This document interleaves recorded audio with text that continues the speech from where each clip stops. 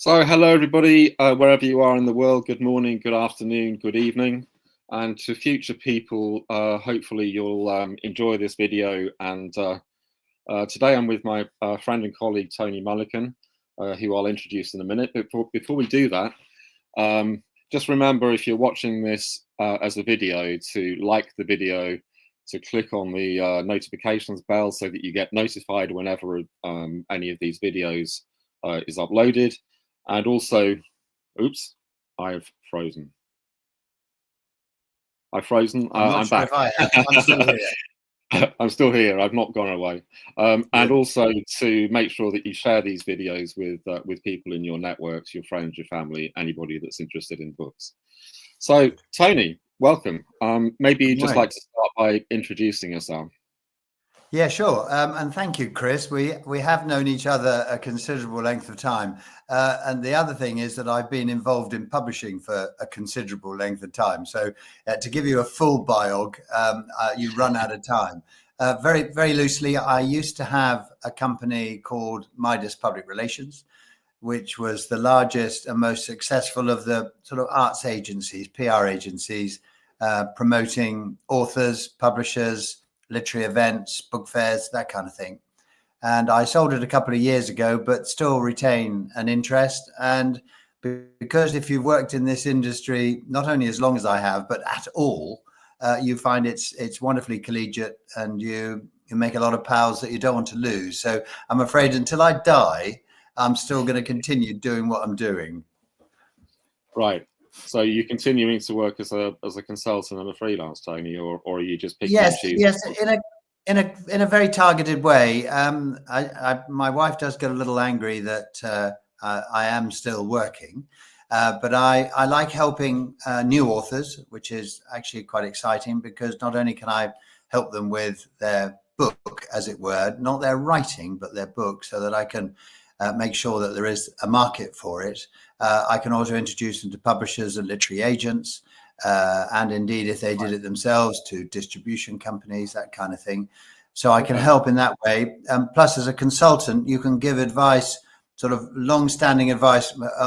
With the mistakes I've made, I can help others not make those mistakes, Chris. Well, you sound like you're doing, well, one of my other hats that I wear, I do a lot of mentoring. So it sounds like you're doing that with new Yeah, authors. I like that. Yeah. I always remember that there was a wonderful expression that youth is wasted on the young. And I'm just working on the premise that age has benefited just a few things, bit of knowledge. By the time you finish, you'll be the wisest person on the planet. Yeah, the Obi-Wan Kenobi, but we shall see. We shall see. Yeah. But it's good to be here, Chris. And I totally respect your determination to promote reading, books and literature. So you are a major force. Well done. Thank you. Okay, so let's start. Well, what would you say, with all your experience, Tony? Very deceptively simple question. What would you say, PR looks like when you're promoting books? Very good question. I think the difficulty, I mean, go back just one stage. The biggest problem is the sheer number of books being published. I mean, that you have to start at that point, because if you've got that great number, then it is very obvious that only a small percentage of those books are going to be visible.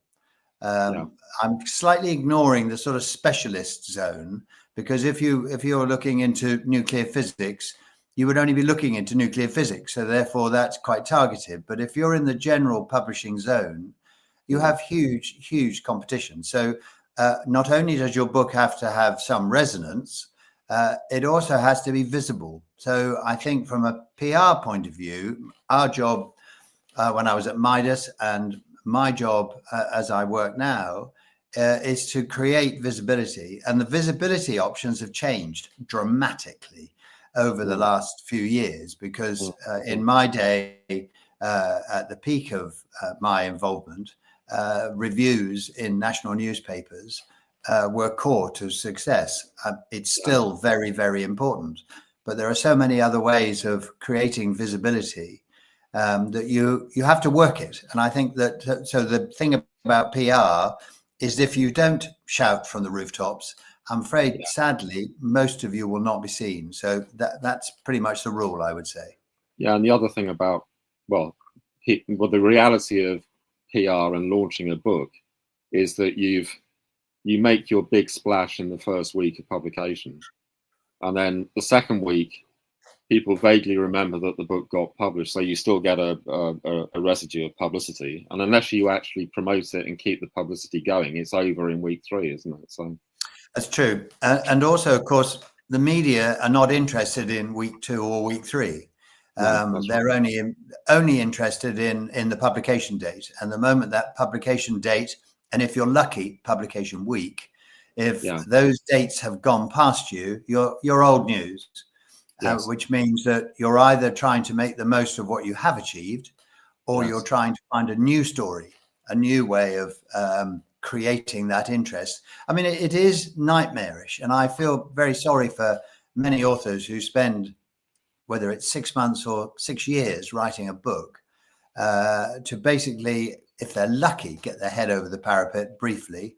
And then either shot down very quickly or disappear very quickly. It's rather depressing. It's very depressing, and I think if you're writing and you're looking for success, you have to really think, what is out there? How do I reach it?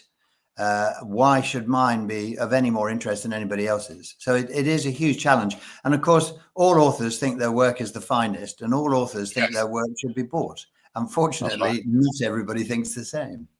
No, that's right. And of course, the reason that books disappear without trace is that every week there's a new cohort of books being published, aren't there? So Yeah, that's that's why absolutely true. it's old news, simply because you're being replaced really quickly. Yeah, and I think that's so visible if you walk into any bookshop. Yeah. Walk in one week and walk in another week, and you'll see how things change. I mean, I think one of the things that's slightly depressing for pretty much everybody is that if you're famous and you have a high profile, you're more likely to be more visible in bookshops than anybody else. And that Well, doesn't reflect work. yeah, that's interesting, because one of the things that has become the norm now, which wasn't the case when I started in publishing, and certainly not when you started in publishing, Tony, is that for most authors, unless you're really, really famous, publishers will expect you to do your own marketing and publicity. Yep. So if you're, I mean, I guess you historically at Midas would have been involved with people who were pretty well known on the whole. Yes, a combination of the two, Chris. And I think that what I've always advised authors is that they should be a squeaky gate, because unless you complain and grumble and groan and push, you're not going to get anything.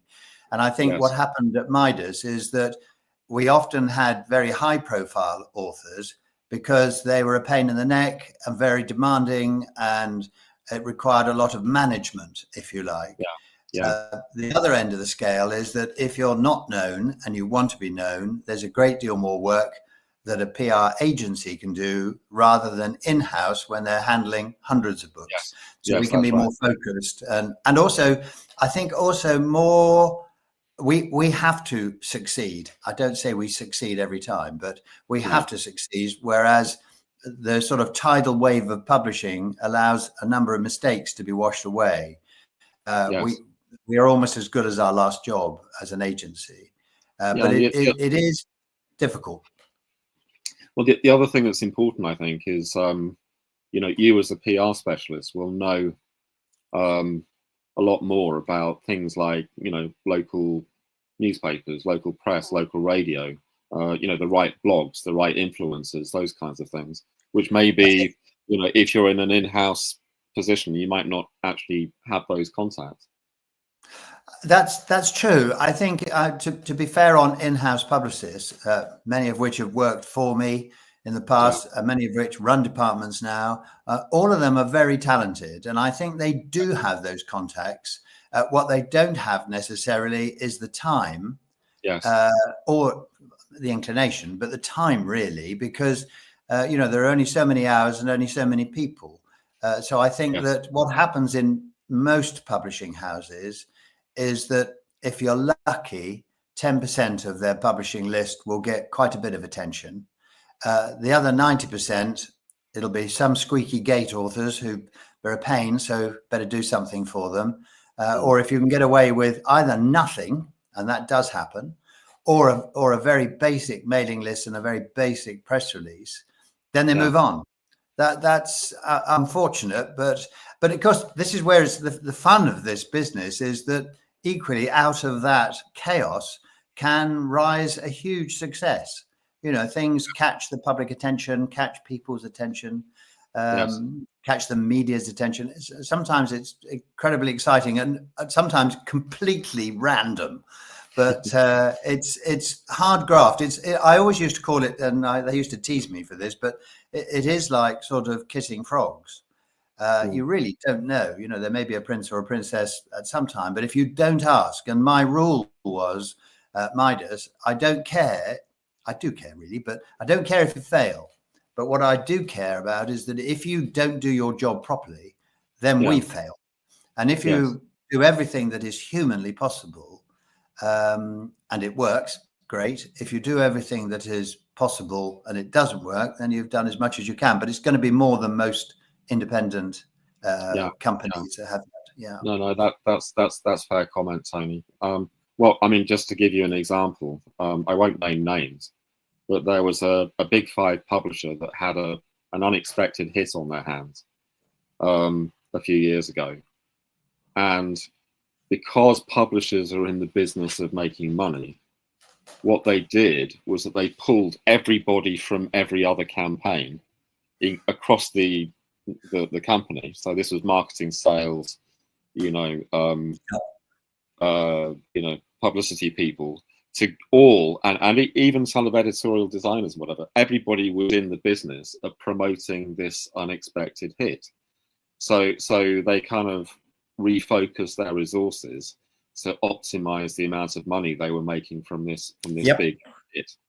And that meant that, the people who were no longer being covered, suddenly were not getting the support that they maybe hoped that they would do before this hit happened, I can understand it. It's frustrating for many of those other authors and also for many of those editors who've been working hard on those books to make them happen.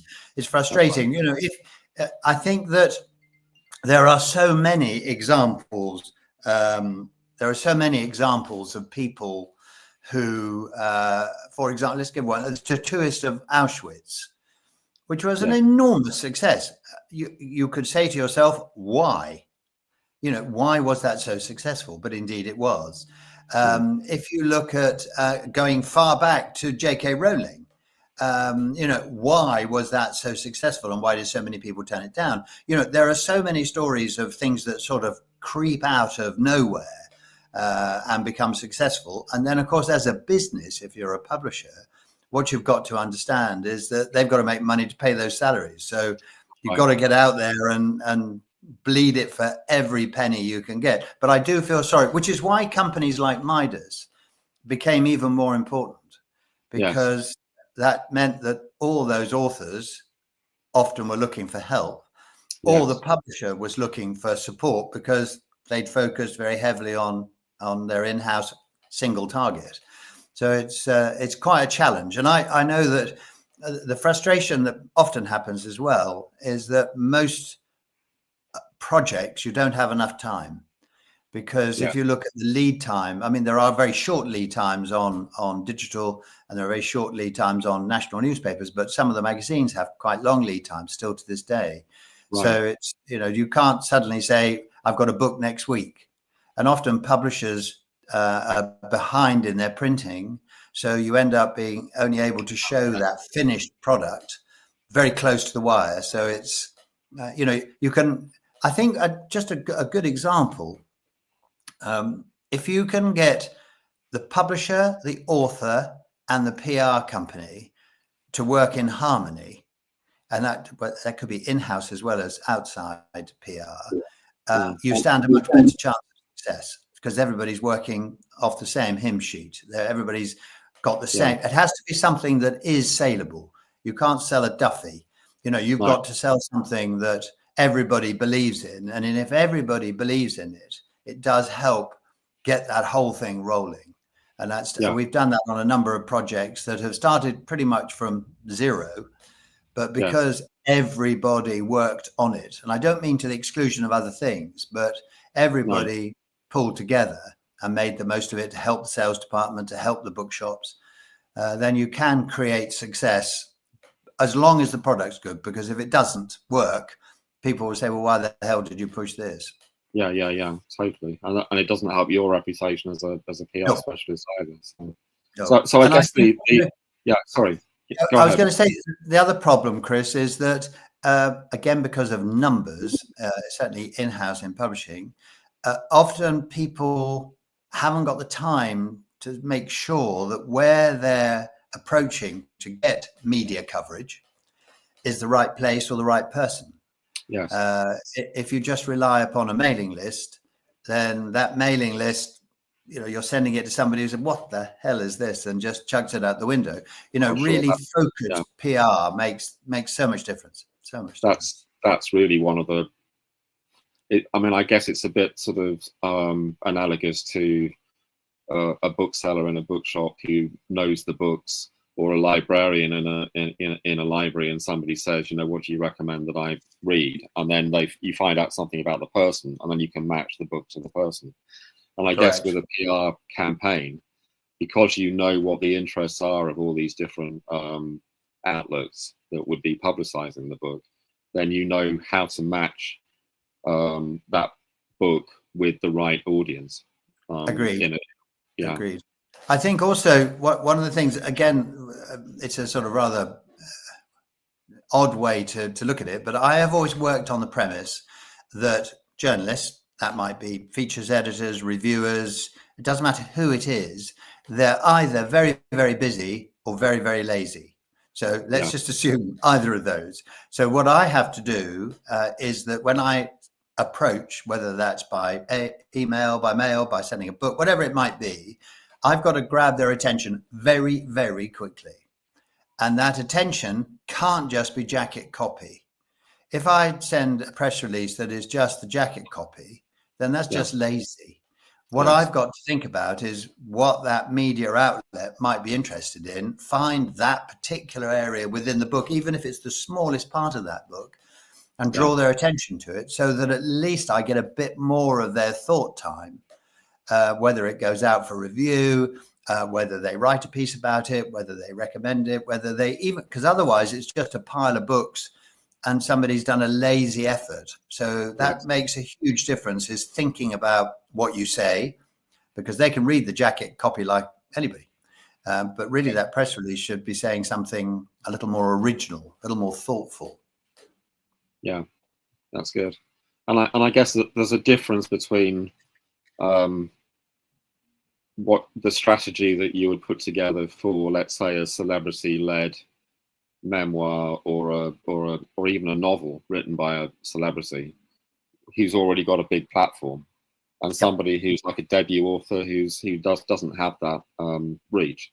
Your skills are quite different in those two cases. You're completely correct. I mean, with a celebrity author, let's be honest about this. Let's assume a celebrity author with fiction. The actual content, the actual theme of the book, is almost unimportant. You're really flogging the celebrity. Would you like this big celebrity on your program? Yes, please. What's he done? It's a really good short circuit. Whereas if you've got a sort of perfect example, there's a lady I work with called Elizabeth S. Moore, and she wrote a book called The Man on the Second Floor. I mean, a psychological thriller in many ways. To be able to get coverage for that, what was interesting was, yes, the book was good, but she had some interesting backstory. Now, if you can bring a decent backstory into it, because the word fiction does kind of tell you roughly what it's going to be. It's not true. But the advantage with some fiction is if there is some fact to go with it, then you flog the fact. You flog the interest of the author, who may be a professional windsurfer, doesn't matter what it is, but just sort of come up with something that's a little more interesting, or they may have family history that might capture the attention. But you can't rely on the content of that book. You have to look for angles. That's the trick. Whereas with a celebrity, you're halfway there. Whereas with an unknown, you start at ground zero. Yes, no, that's interesting. So just switching tack a little bit. I mean, I know from being friends with you for such a long time that you've always been very passionate about promoting reading for pleasure. And I just would like to ask kind of where did that passion come from? And also maybe, the Ginger Group, Books to the Power End, that you and others formed 30 odd years ago, which a long time ago. What time ago now? Maybe you could just speak to that interest in reading for pleasure. Yes, I can. Yeah, I can. Actually, I think that it's an extremely good question, but I think that all of us are driven to reading through various things. It might be your parents read to you, which I believe to be hugely important at stimulating that interest, whether it was Enid Blyton or whatever it might have been. I think that if you enjoy, and when I say fantasy, I mean disappearing into a different world. That world could be crime, could be thriller, could be romance, whatever it might be. If you just want to escape, there has never been anything better than a book, because the characters that are created in your head are often better than the characters that are chosen to play the part in the film, because the screen in your head is always that much wider and deeper and more colorful. And to disappear into a book has been a pleasure. And it didn't really matter in my case whether it was Shakespeare plays or indeed sort of deep fiction. I've always enjoyed reading, but there is a problem, Chris, which I think a lot of people in our profession suffer from. And that is that half the time we don't read for pleasure. Most of the time we're reading because somebody sent you a manuscript, or you're about to meet somebody, so you need to read their book before you see them. So you tend to be pushed into certain areas. Obviously, that makes it a little more eclectic, but it means that you often only really get to enjoy reading on holiday. And I thought this was going to be true of retirement, Chris, but that hasn't happened either. I do. If I look around me, I'm surrounded by books I know I'm meant to be reading. And I know that I've got a number of authors who've sent me their work to read because stupidly or as a compliment, they like my opinion on what they're doing.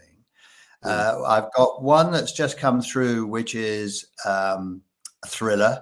I've got another one, which is a fantasy, and another one, which is a psychological drama. Now, all three of those, would I necessarily choose to read for pleasure, Chris? Probably not. But I read them because it creates an opportunity for conversation with that author. So I'm quite lucky to have that. Whereas most people, they don't get to meet the authors very often.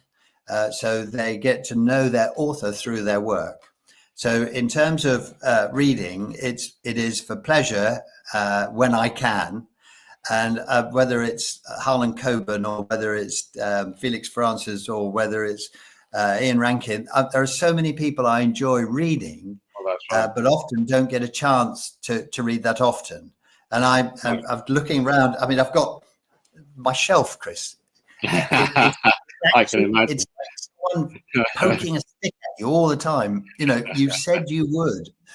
But I think that once you do disappear into a book, it is one of the greatest pleasures. Yes. And I find it very difficult to put the bloody things down, Chris, to be honest. Yeah. Well, that's some of the heavier ones take longer. That's one of the beauties of Yola Bockaflor as a tradition, because it's all about gifting books for reading at Christmas, and one of those other times of year when people have at least got the opportunity of reading for pleasure is over the Christmas period. Yes. So do you think you'll manage to get any time to read for pleasure over Christmas, Tony? Or I actually hope so. Yes, Chris. And in fact, funny enough, thinking of what you support, I've just literally for Christmas, perfect timing, Chris. I have an extremely nice friend who lives just not too far up the road from me, a chap called Nick Jones. And when someone says, you know, you're in publishing, recommend a book for me, because that's a nightmare. You know, it's a bit like recommending a TV program or a film. They either will or they won't like it. You know, your personal choice is always difficult. So I had to try and find something that I know roughly what he likes in life. You know, I know his character. And I just gave him yesterday a copy of a Harlan Coben book, which some time ago I didn't want to read, and I read very recently. I think it's called We Will Find You, I think is the book. And I've given it to him because it captured me. It captured me because it was just clever. You know, that little moment, and that's lovely. The little clever cliffhangers without it being ridiculous, and it's superb. I really enjoyed it. So that's that kind of give, because what that does, it does two things. One, if he likes it, it shows that I understand him a bit, but equally, it will set him, because he's never read any Harlan Coben.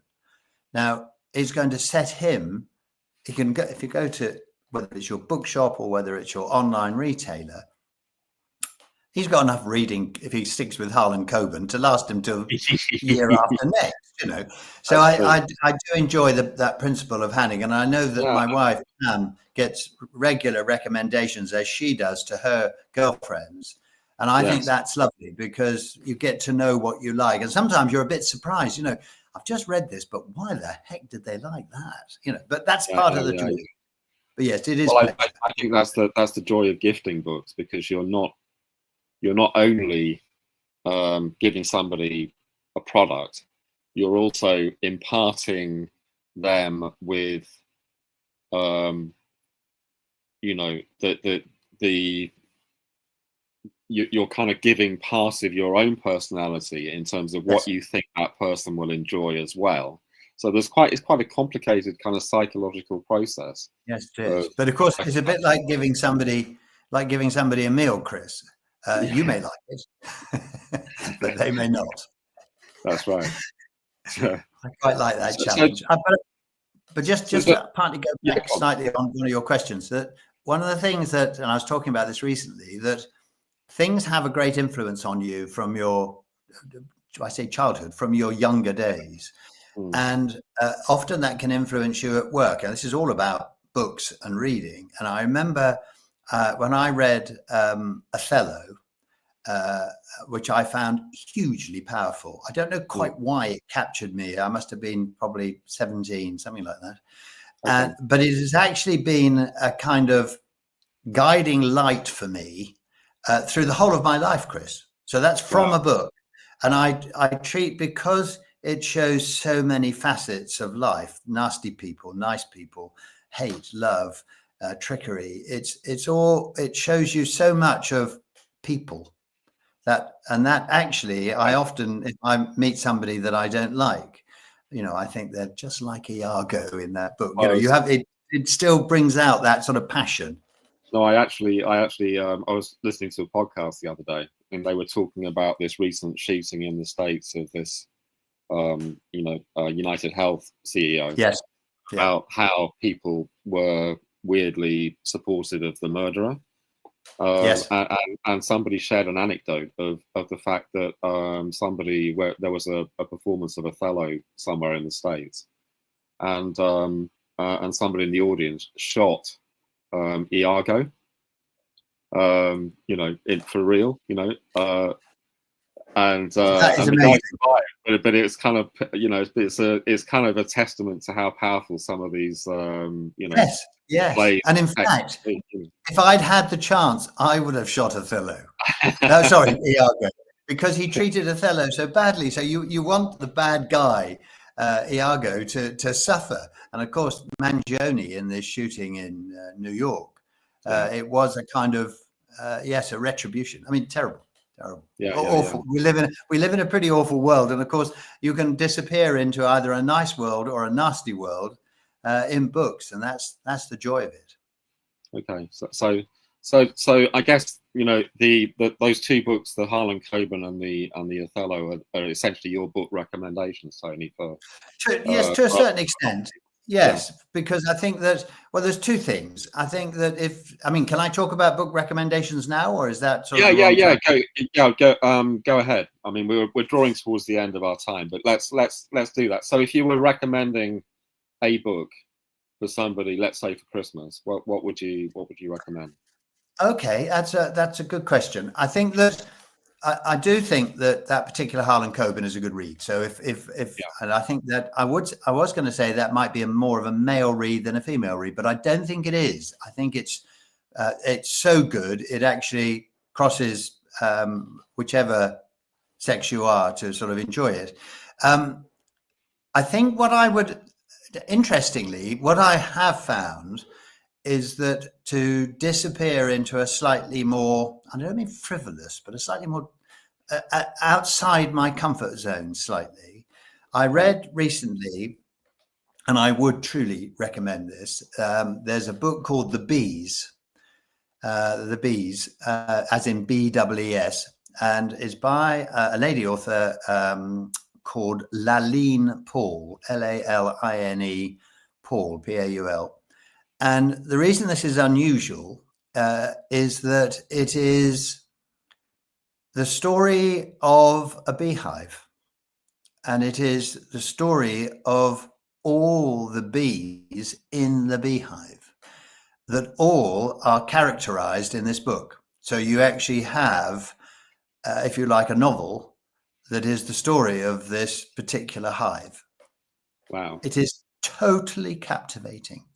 Totally captivating, because I mean, I like bees, and if I'm out in the garden and I see a bee, I always have a sort of huge respect for the importance of bees. But this book is brilliant because it's revelatory, but it's also scary. It has that and gives you a sort of knowledge that is difficult to impart in any other way than in fiction.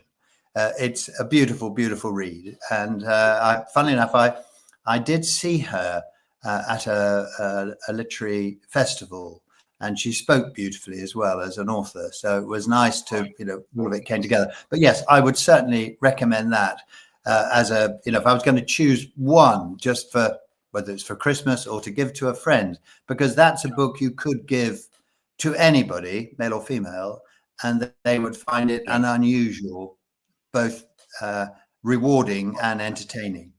And I do remember that you are a man of enthusiasms and passions when it comes to recommending books. I particularly remember when we were working on the Your Book television series years ago, you were raving about the Day After Tomorrow by Alan Fulsom. Fantastic.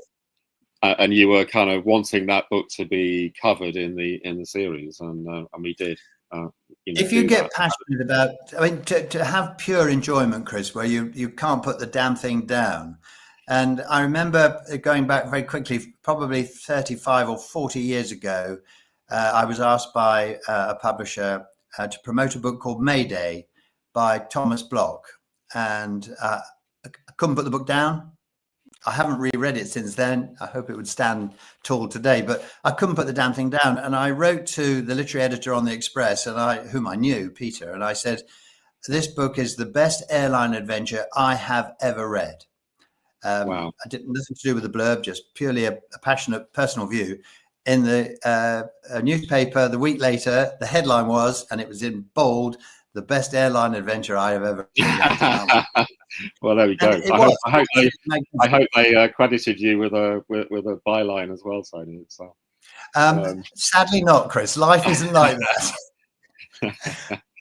But yes, passion.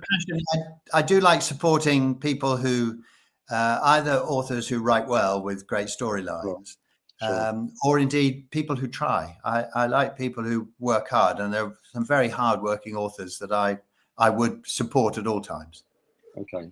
So regarding your recommendation that I'm going to be putting in my catalogue, which I'm going to be launching next year, what would you like to promote in the ad that I will run for you, Tony? I mean, is there a project or maybe the work that you're doing now that you'd like to promote?